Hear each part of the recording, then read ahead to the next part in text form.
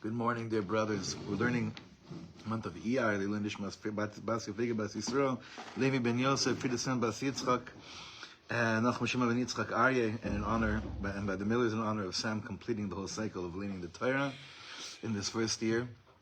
I'll tell you, like, Hineni, Muchan Mezuman, Lehodot Shani Lo Muchan Mezuman, to begin today's learning of the world and life of someone that is something else. I don't have the right words to describe the person that we're going to be learning from now, and the Torah of the person we're going to be learning from right now. I'll just show you a picture of him so you get a little bit of a. This is important. I'll get other pictures b'chulei. And this is a tzaddik named Reb Asher Freund, the Heilige Reb Asher, who some of you here have heard of, mainly in the schus of one of his talmidim, that was a talmid of his in his life, that lives here, learns here, sits here, and is part of our world, and that's Ellie. That's Ellie Stone, who I'm going to ask in a minute to share a little bit personally. B'kitzur, his relationship, and I can't do it any justice. All I'll say is that I heard about Reb Asher in the year 2000. And I was living in Los Angeles, but I came here for the summer, and I was staying in the home of one of his chassidim. But I have such charata, I did not go to see him then, I don't know, whatever, I was 19, 20 years old. It wasn't, I so much going on. I didn't have the schus to go see him, and I could have, and I regret it till today. But when you look into his Torah, into his ishiyut, his personality, his letters, his writings, his will, everything about this tzaddik shows us this is a chance for us. This is how I feel. There's a chance for us to completely live our lives differently. I'll go as far as saying that. There's actually an opportunity here to actually live our lives differently. Reb Asher Freund was born in, I think, 1910 to a Karliner family, to Karliner Hasidim, and he's really fifth generation directly from the Yida Kodesh of Pshischa, but the family traces back the lineage back to so many of the big tzaddikim, Rebbe Elimelech of Lizhansk, the Zidichover Rebbe, plenty more. And Reb Asher, being a Karliner Chassid, the Karliner Rebbe at the time that he was born, eventually was killed by the Nazis, Yimach Shemam. And there's a lot that we don't know about those early years, but some of the things that we do know that I found to be fascinating is that he became very close to a big tzaddik in Breslov, Reb Gedalia Koenig. And Reb Gedalia Koenig brought him to Reb Avram Sternhartz, who was the leader of the Breslover Hasidim in Eretz Yisrael in the middle of the 20th century. And he was very close to these tzaddikim. Remember, Reb Avram Sternhartz passed away. Remember, Reb Avram Sternhartz was the great-grandson of Reb Nosson, Reb Kochav Lev. And when he passed away, he still remained close to Reb Gedalia Koenig. He never became an official Breslover, officially an actual Breslover Chassid. He's Reb Usher. He's his own thing, but it's everyone. He stayed very close to Breslov. He named one of his sons Nachman, and he would take his Chassidim to go out into the forest quite often, day and obviously mainly at night to do his bodidus. And he brought in a lot of Rabbi Nachman's Torah into his life. But one of the biggest mashpim that he was also for Rav Ginsburg. Rav Ginsburg was very close to Reb Asher as well. And Rav Ginsburg says that everyone has to have. We'll learn about Reb Asher through Breslov. We'll learn about Reb Asher through Rav Ginsburg. But I wanted to start off today before we go inside to hear from a few minutes. But Ellie, you got to come. Cause I know I'm going to press the volume up button immediately. You gotta give us a little bit about what it was like. I know it's hard to condense this, but I want you to give the when I say that he was Yotze Min HaKlal, like something else, completely different, and that it's a chance for us to live our lives in a completely different way. How would you reflect upon that based on your personal relationship, and when did it begin? So I met Reb Asher in 1980. 1980. Okay, a long time ago. A few years ago. He passed away in 2003. And so I was by him for a long time. And I met him because a chavrus of mine, Mordechai Feuerstein, who very recently passed away, we would sit together, and he said to me one day, he said, you know, if you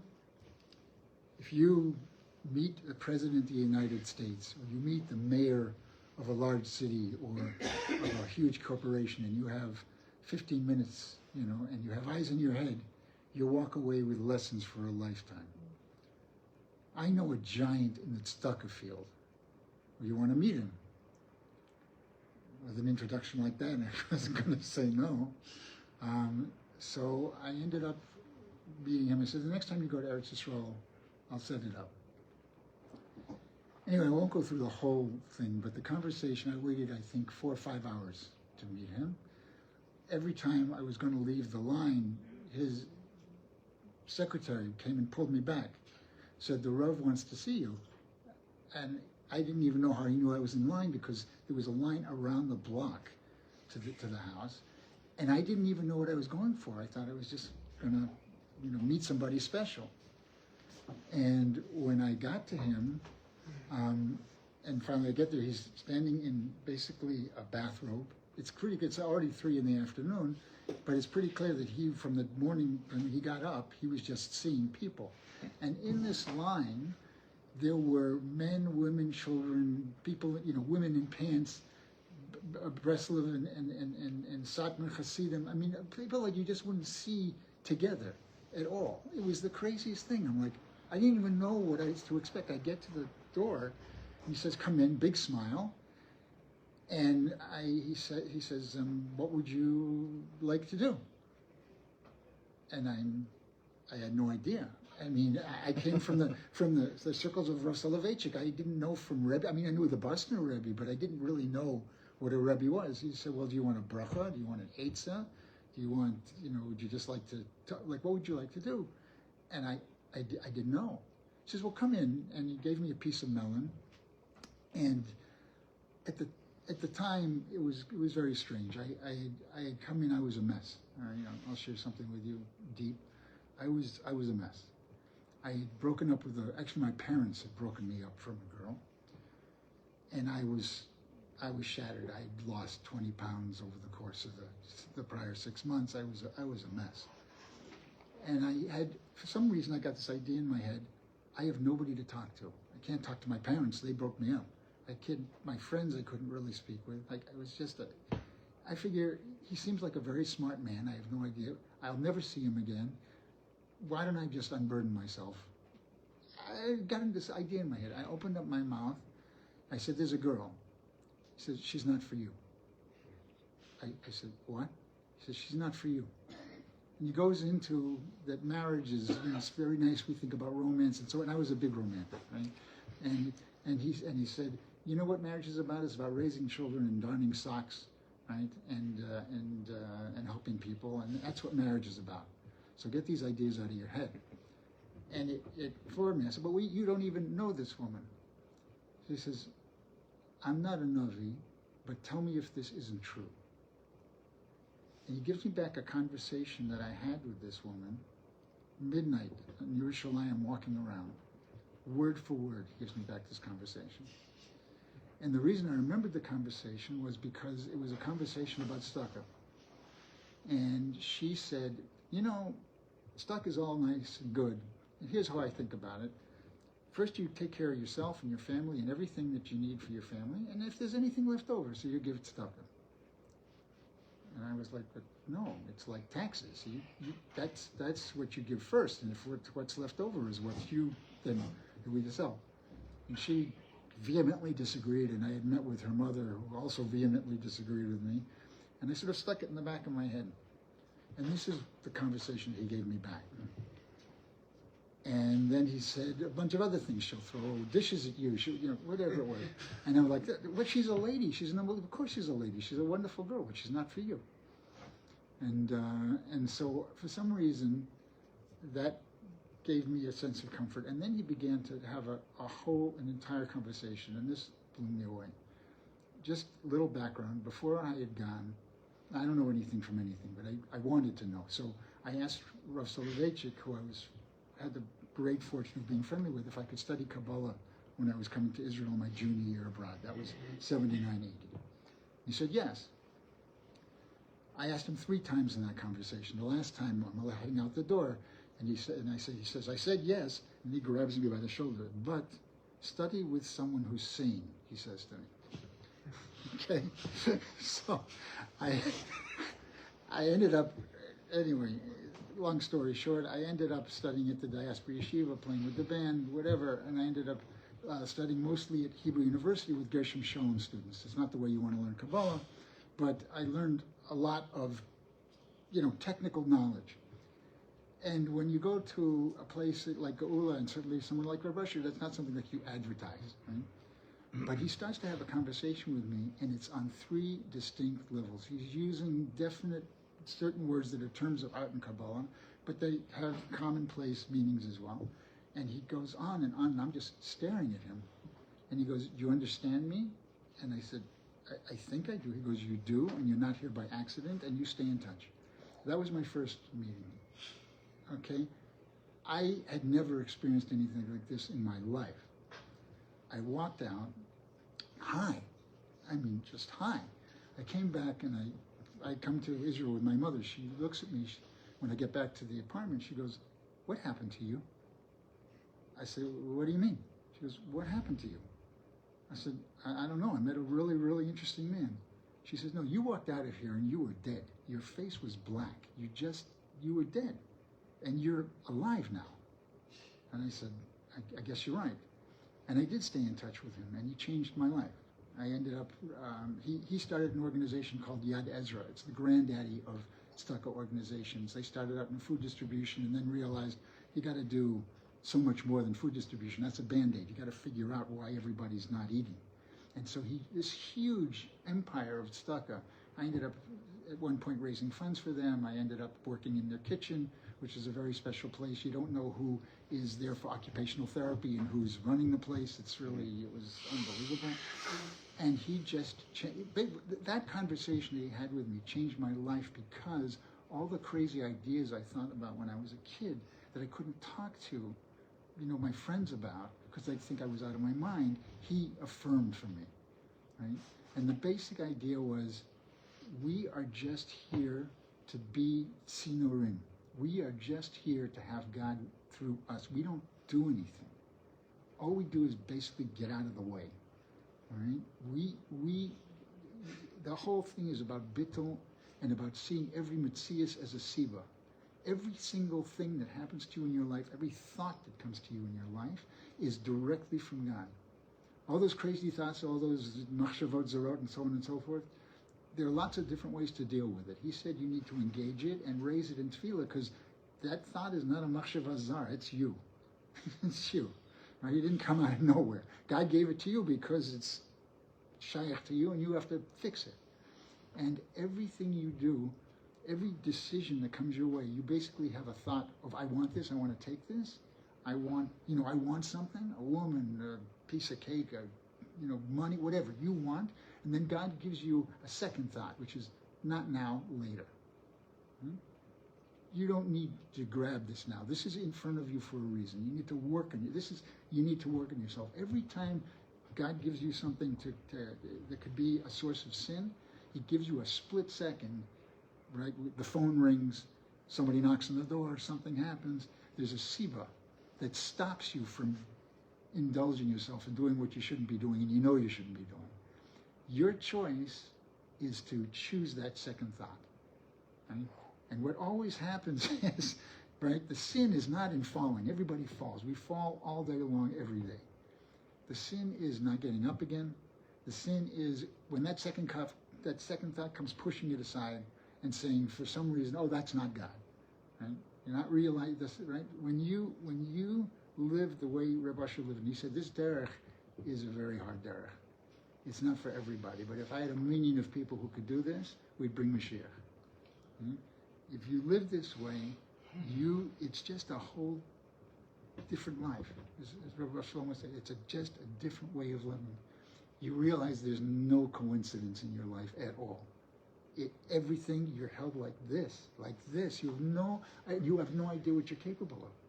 No idea who you are. You just don't know who you are. You're amazing.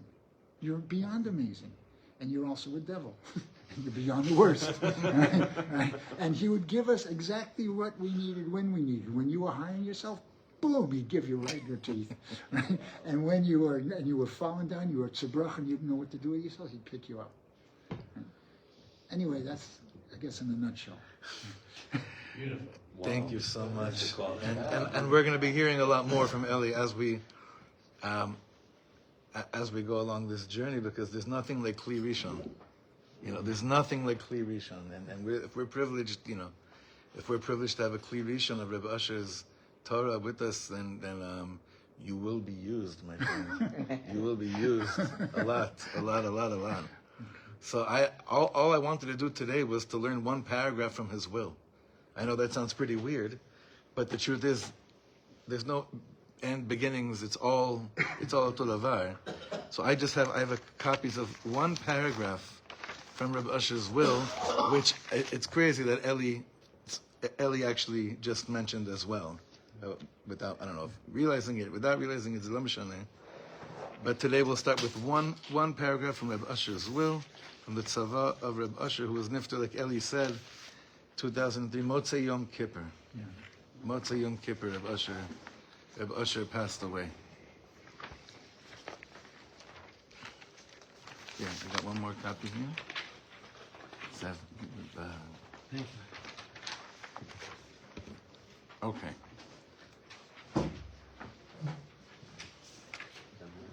Pass it down? Yeah. Do we have enough copies? Sure. You could share? Is the Rav's yard side today? No. It's just something I've been wanting to do for a very long time. And I want to do this now to the end of Zman. And I'll invite her as well. But definitely, we're going to be hanging out on Monday mornings with Reb Asher. Listen, it's a great place. Reb Asher, Monday mornings. Reb Shlomo, Wednesday mornings. And Reb Biderman, Friday mornings. And every morning, Reb Nosson and the Alter Rebbe. It's good. It's fine. It's good chevra. It's a nice lineup. It's good. No, because, correct me if I'm wrong, he doesn't have a Likutei Maharan or a Tanya. It's not that, but there are things that have been coming out more and more in recent years. And I'm also letters and also ksavim, different things. I'll be the dealer. I'll be providing. Okay? So this is, again, one paragraph from Reb Asher. Reb Asher's will, which also included in it direct instructions as to how to run all the chesed organizations, which we'll see that as well. We'll take a look at that as well. We'll get to it, Bezrat Hashem. One paragraph. Tachlis ha'adam, the purpose of man, shenivra b'tzelem Elokim, that was created in God's image, sheimtza be'atzmo matrat chayav, that he should find in himself the purpose of his life. Now that doesn't mean should I be a doctor or should I be a sports, should I be a gymnast? That's not what we're talking about over here. Like what do you hear? When Reb Asher is saying, what are you here for? Let's hear what he has to say. What does that mean? Hainu? What is the purpose of your life? Le'agia lahakara shebiyesod chayav mitzuyot sibot shonot.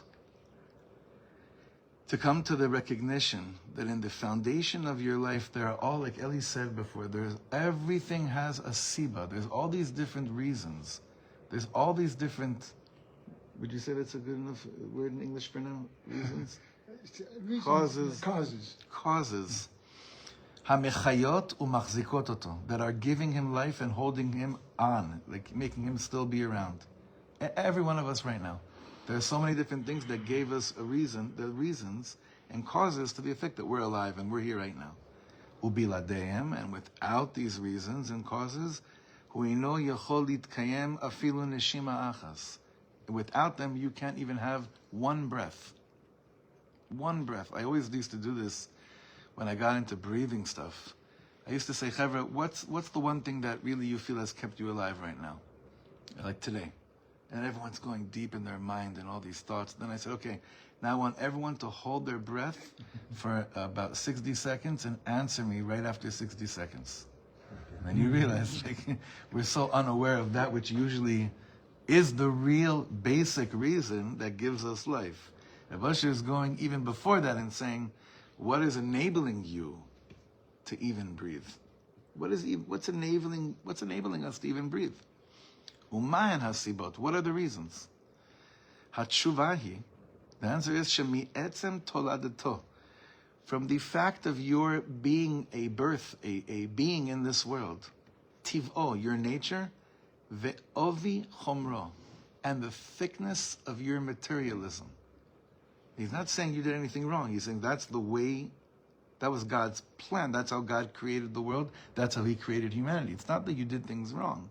It's just, it is, like my friend Reb Chaim Shlomo Warshawski says, it is what it is. This is what it is. This is the game. Like, this is what it is. We created it. It is what it is. שמעצם תולדתו טבעו ועובי חומרו כמעט ונבצר ממנו למצוא הסיבות. It's almost as if, due to the way that we're created, it feels like it's impossible to find the real reasons. Why? Because of the thickness of the layer of the machitzas. The layers, the mechitzas are so thick. The materialism that you and I deal with every single day, just by us being us, is such a thick layer that covers over the real reasons of what keeps us alive. Kimat v'nimtzar mimeno limtzor asibot, ela, fourth line, al yedei ha'achna'a ha'amitit ve'hamuchletet, through complete and absolute hachna, lehodot al ha'emet, to admit the truth, shemitoch yesod ha'ayin shelo, which comes only from the real place of ayin, of nothingness, which we'll explain. Hu lo mesugar la'azor la'atzmo. You can't really help yourself. If you don't go in this world, in this lifetime, to the place of bittul and hachna, but in a real way, which Reb Asher will take us on a journey on, you can't help yourself. There's nothing you could put on Band-Aids. A lot. I think like most of us have stocked up on like loads of Band-Aids for the problems we have in life, and we become experts in bandages. But the real wound, right? That thick layer of gashmias, right? It's just resting beneath a layer of bandages. So Reb Asher says, "V'acharei hakarato et ze," after you know this, lo yitbayesh bekach klal. Don't be embarrassed. You didn't at this shlav, okay? You didn't do anything wrong. Just by realizing this is the way you were created, you didn't do anything wrong. It is what it is. This is this world. This is human beings that are created in God's image, but it's still human beings that are created in God's image, not angels that are created in God's image. Human beings that are created in God's image. Don't be embarrassed. Ki kach nolad, bekach gam chayav. This is also his life. Ki abriya nivra'a b'matzav shel tohu vavohu. Let's look at the way the world was created. The world was created in a state of chaos, right? Tohu vavohu, kakatuv, ve'aretz hayta tohu vavohu. Ve'ikar avodat ha'adam shegam hu yagia lamatzав shel tohu vavohu shel atzmo. Guess what? You want to escape that? You're not a frame. You're not an image of creation. There is no escaping it. You could either admit it or you could deny it. But it's there. Tohu vavohu in your life. Again, בעיקר עבודת האדם שגם הוא יגיע למצב של תוהו ובוהו של עצמו, מתוך כישלונותיו, from all the times we fail, שזהו כל תכליסו. So the Reb Usher is saying in his will, you know what the purpose of your life is? Not to just succeed. It's to actually realize that you're meant to fail. It's a weird way of saying this, but that in the design, failing is unavoidable. That it is what it is. But the shaila is, what do you do when you look at failure in the eye? Umitoch kach yakir et boro v'kono. And from that place of your failures, you'll actually recognize your creator, the one who created you. Ve'she'en lo shum achiza b'chayav. And you'll realize that you don't really control your life at all. Ve'rak retzono shel baro. It's just the ratzon of Hashem. Hua mechayehu. That's what gives you life. Umanshimo bechol neshima uneshima. And is giving you he's breathing life into you with every single breath. Kakatuv kol neshama ta'alalka haluka. And remember what Chazal say about this? Al tikri neshama ela neshima. Kol neshima ta'alalka halaluka. Zot omeret right now. If I asked you, how come you're alive right now? You would say, because I'm still breathing. Are you consciously deciding to breathe? Now, even if you did, who gave you the ability to breathe? Reb Zalman used to talk about this a lot. He used to say, none of us consciously chose to wake up this morning. Wasn't a decision I made, like this morning I'm going to wake up. Even if you set an alarm clock.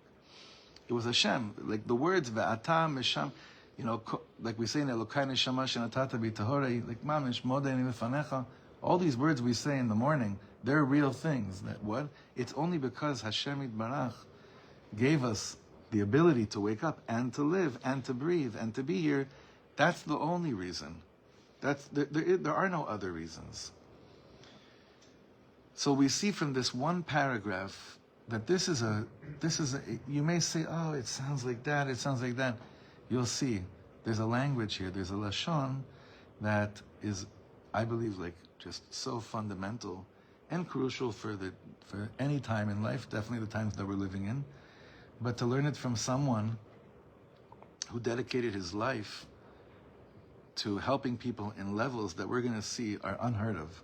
They're not comparable to anybody. I think that brings these kind of Torahs to life in a very real way. And again, to come to a place of admitting that we are failures, and that's actually not a failure, to realize that, and to see that, and then to realize, now the game begins, changes the way we approach all those places in life that usually make us feel like we want to shecht ourselves and make us disgusted by ourselves. I want to make us chalila jump off buildings because we're so ashamed and embarrassed of who we are. Lahefech. Reb Asher is saying, that's when the games actually begin. And that's a beautiful and important, you'll see that this is going to have ramifications in chinuch, a lot when it comes to zugiyut, into marriage. There are a number of psychiatrists and psychologists that Reb Asher had a very close relationship with. Many of them did some serious tshuva and now lead very, very impactful workshops, seminars, and are in the field of therapy when it comes to zugiyut, to marriage. And it's all based on Reb Asher's approach, all of it. And I have some amazing stuff that I found from one of the therapists that was a Tel Avivit, that was waiting online, like Ellie said, that happened to be there also waiting online for a few hours. Didn't look like she belonged there at all. And after she left that room, her life completely changed. Not one of these frum freak attacks. We're talking about an inside change of using the kochot that Hashem gave this person and then sharing that beauty and that love with the world. There's so much more to say about this, but I wanted to get off to a good start. And Be'ezer Hashem will continue this on Monday mornings. And Ellie, thank you so much for sharing. And you're not off the hook yet. We're just starting.